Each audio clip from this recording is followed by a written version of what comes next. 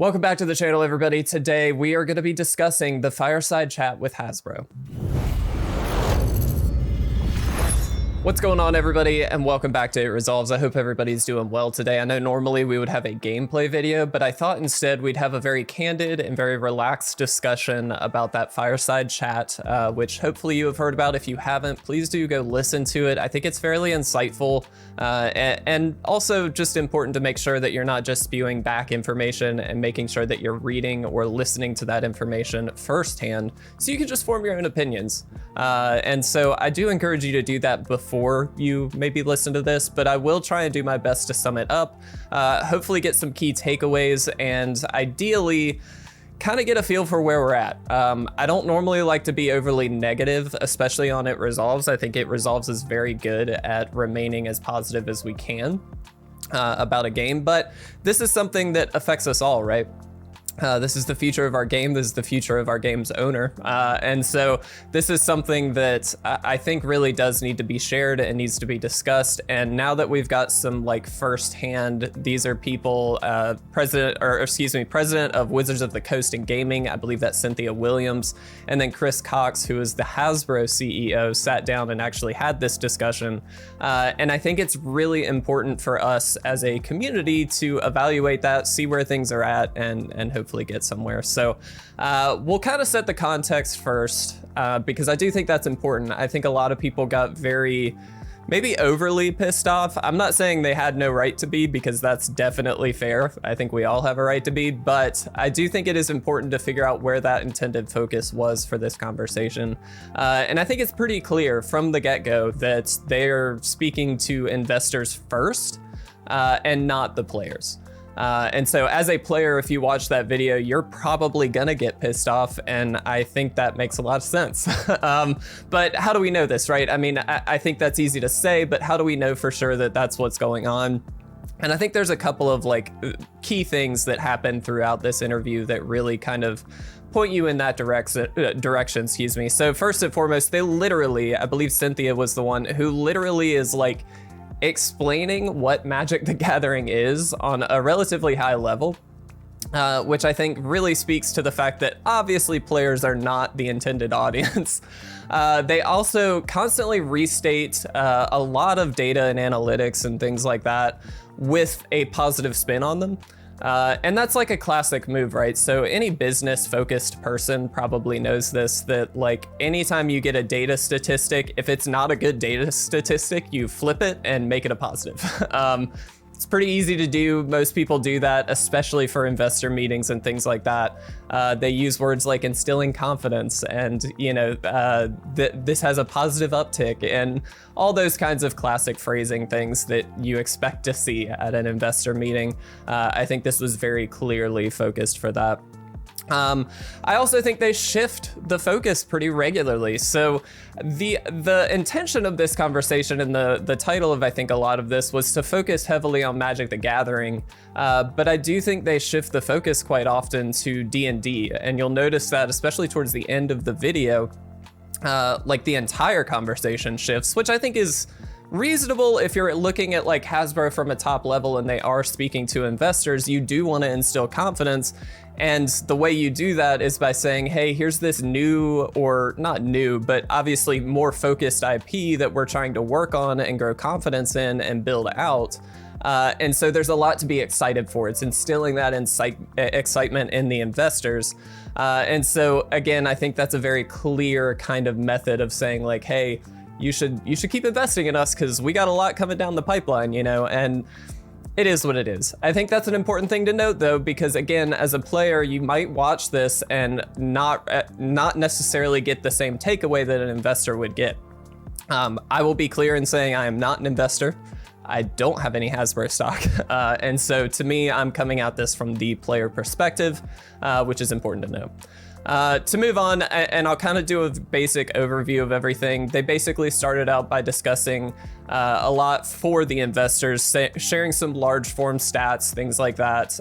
They did talk a little bit about the more recent history of the game, talking at length about how there was a bit of a plateau at the 2015-2016 mark, and then shifting the business model.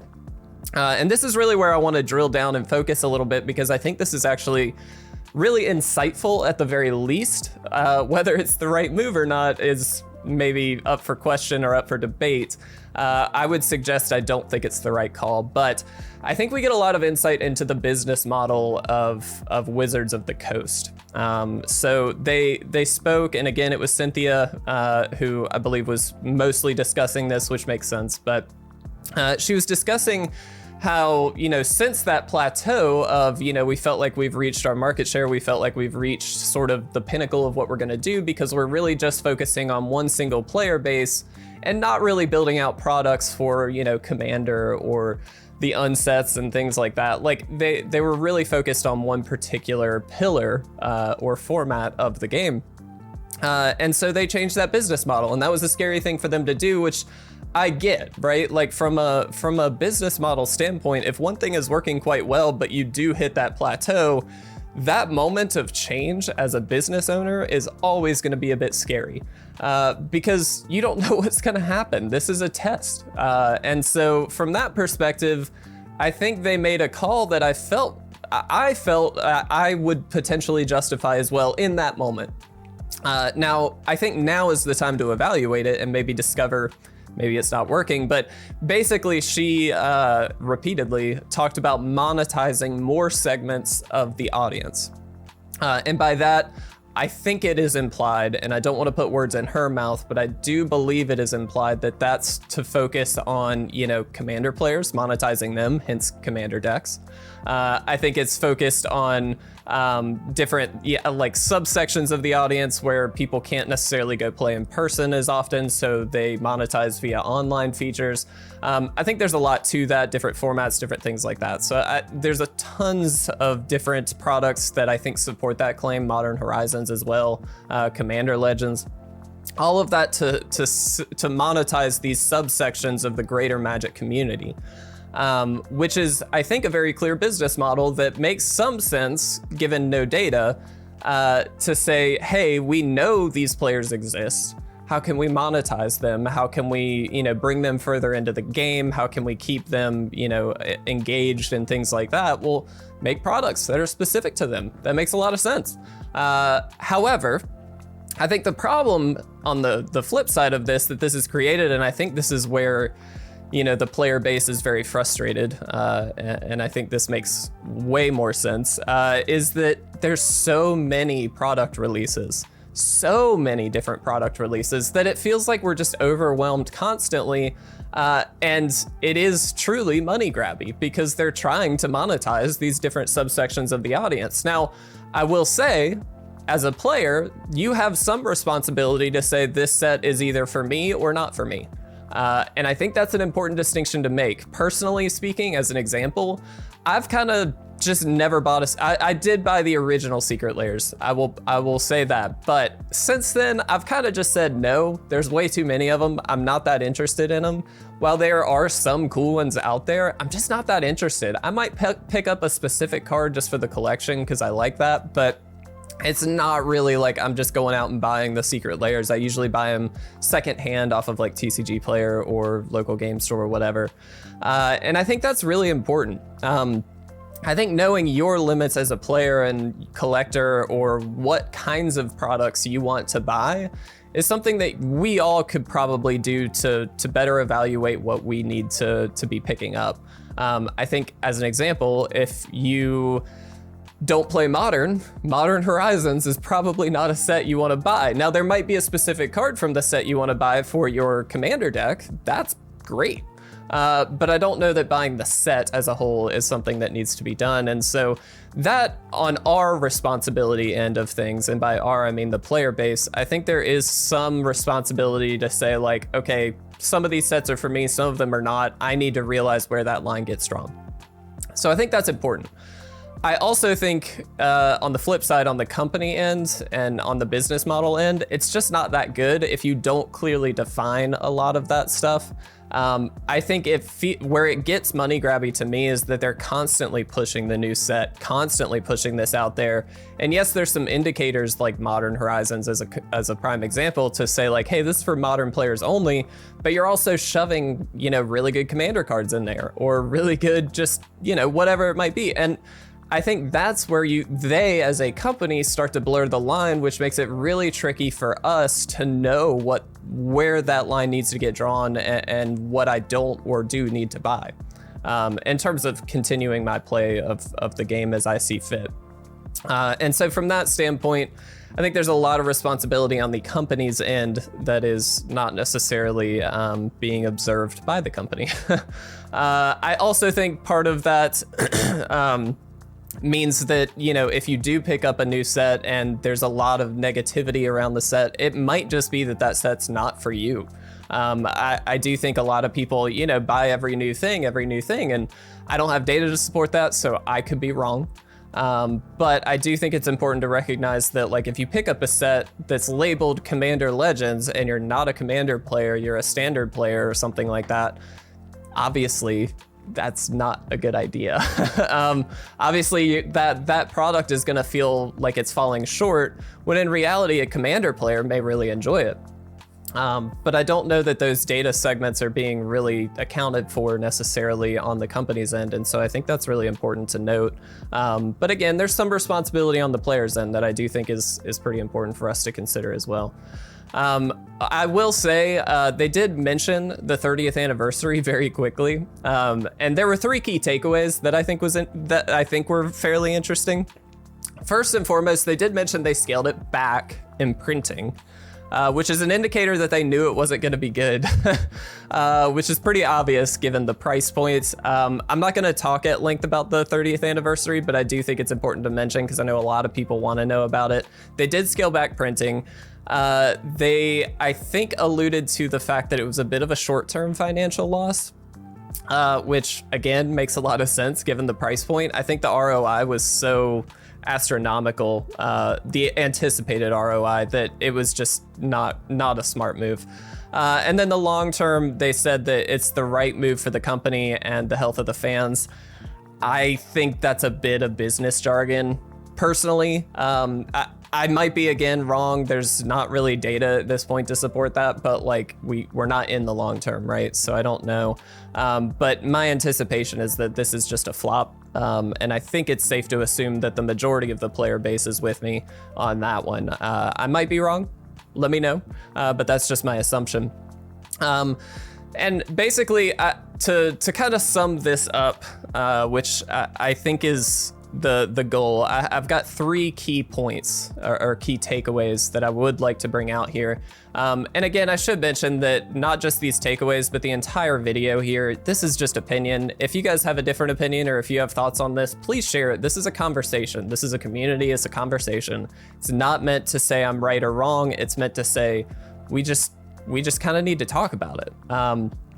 The first thing to say is that monetization is clearly at the forefront of at least Hasbro and Wizards of the Coast as companies, which, again, they're a business. It should be somewhat at the forefront. However, I think it was clear that that's not even just for Magic. I think based on their conversations and discussing the D&D IP, it's pretty clear that they're just kind of looking to squeeze it out as much as they can and get as much money out of it as they can. I think that's regularly apparent throughout that conversation is what I will say. I think they are doing that with Magic right now. I think the consequences will be very, very heavy-handed in the next year or so, maybe 2. And I don't think...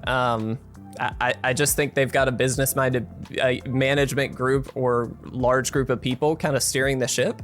And while you need some of that, you need to be a successful business. So one thing I think we all need to remember is that just because Hasbro makes money on a product doesn't mean that's a bad thing. In fact, it's very good for the future of the game. We want them to make money on products. If we don't, or if they don't make money on a product, we don't get a continuation of the product. Let's just be clear. That's how business in any format works. That's just the reality of it. And so just something to keep in mind that, you know, monetization is a parameter of success for a product. And obviously that needs to be somewhat, you know, accounted for in that process. But I do think it's been overly focused on very, very heavily, and very money grabby tactics have been definitely employed here, which I think is pretty regularly seen. There seems to be this is key takeaway number 2, there's a massive disconnect between what they're saying the data shows and then what the players seem to be saying. Now, there's a caveat to this that I will say, which is that, you know, it's the most frustrated people are always going to speak the loudest. I think that's just true for any format. The reality is the loudest people, though, are speaking very negatively, and that group seems to be getting louder and louder and wider in the sense that there's more and more people discussing it, including myself. We're talking about it right now. And so I think it's really important to recognize that as that number goes up, that disconnect between their data here and the actual player base here seems to be getting wider. They did mention a lot of statistics throughout this conversation, which was interesting. Some of it seemed like really good remarks and things like that.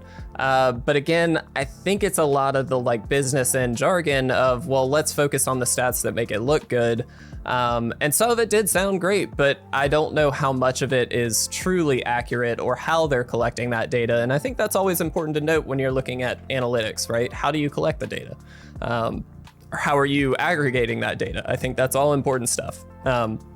Also worth mentioning, I'm in data, like I do data stuff on the side a little bit, so that's part of it. And then finally, the last key takeaway is kind of looking forward, right? And I think this is always important to do. And the reality is, and this is kind of the sad truth, that I don't think we can expect any major changes in the business model of Hasbro/Wizards of the Coast moving forward until there is a shift in management or until something heavily negative happens. I thought, and I was hopeful, Magic 30th anniversary was kind of a step in that direction.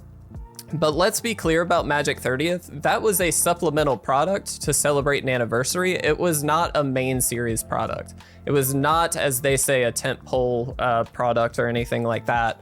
And I think it's important to note that those are probably the sets that are like, not the backbone, obviously, but I think the biggest, you know, money makers for them, because you know, they can print tons of it. People want tons of it. I think they said, I forget which set it was. Might have been Streets of New Capenna. I'm not sure. One of the newer sets was on its 3rd print run, and one of the things that they mentioned was that they print to demand. Which again, I don't know how accurate that is. I'm wondering if there's a little bit of artificial buy-up, which is saying like, hey, yeah, you totally need more, and so they're printing more, and they make the sale, so it really doesn't matter. But the reality is like the actual, again, data disconnect, right? But I just don't know if I don't anticipate any major changes, at least in the next like couple years, right? One thing to keep in mind is that their product team is usually about 2 years, I think at least, ahead of where we are at. So we as a player base are, you know, about to get Phyrexia, the new Phyrexia set, all will be one, which I am excited for. In the interest of fairness, I think it'll be a fun set, but they're 2 years ahead of us, right? So they're looking towards like 2025 time frame, and that's kind of where they are in development right now, which just means that the next couple years are planned out for the most part. Obviously anything can happen, but until something major happens or until management shifts, I just don't think we are going to see too many major changes. That's a bit of a not sadistic point of view, pessimistic. I don't know why I thought sadistic. Yeah, I don't know. It did not instill a lot of confidence as a player. I think it was very clearly focused on investors. I think you could get that right off the bat, and it is what it is. But I do think it's an important thing to have a conversation on, which is why I'm posting this video. Again, everything I say here is taken from there, but also just my opinion spun on it. So please don't just assume that I'm either right or wrong. Like, let's have a conversation about it. Leave a comment down below. I'd love to talk about it. I think it's important to. So guys, thank you so much for listening. I know this was a bit of a rant, pretty long rant. But I do really appreciate everybody's support. We as a channel, just for the record, are still going to continue doing what we do. We still love the game. And I know that that does mean monetarily supporting what is potentially a bit of a misguided company. But I love the game just as John loves the game. And while, you know, sometimes that ebbs and flows, we're going to do the best we can to keep it positive. This is your moment. Leave a comment down below if you've got negative feelings towards it. Try to be kind and just not even necessarily kind, but try to be respectful and we can discuss it. And if you guys have an opinion, let's talk about it. But thank you all again for watching. I do appreciate it. I will hopefully see you guys tomorrow for some gameplay. I'm not 100% sure what the plan is yet, but I do appreciate everybody watching, and good luck to you guys. We'll hopefully see you again very soon. So thanks.